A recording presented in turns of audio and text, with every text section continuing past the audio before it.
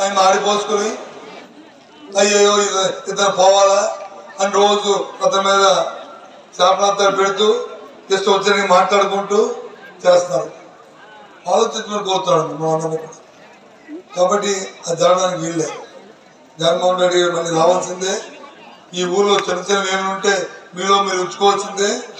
ఊర్లో ఉన్న 100% మంది జగన్మోహన్ రెడ్డి గారిని రేపు ఆదరించవలసిందే.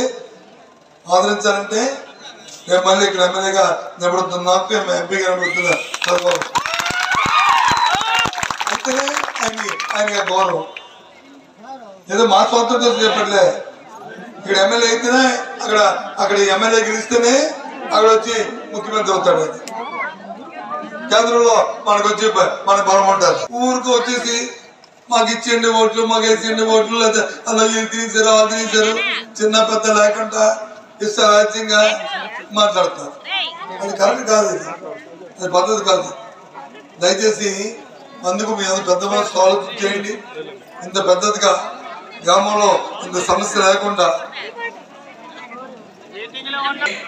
పెట్టుకొని మీరు ఇంకా రాబోయే కాలంలో మీ అందరూ బాగుండాలని మేము కోరుకుంటూ ఆఖరిగా మిమ్మల్ని అడుగుతున్నాం.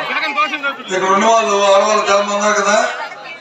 జగన్మోహన్ రెడ్డి ఇచ్చే పథకాలు అమ్మఒడి కానీ, వితంతు పెన్షన్ కానీ, లేదు రైతు భరోసా కానీ, లేకపోతే మీ వృద్ధాప్య పెన్షన్ కానీ, ఏ కార్యక్రమం రాని వాళ్ళు ఎవరైనా చేయొద్దండి ఒకరైనా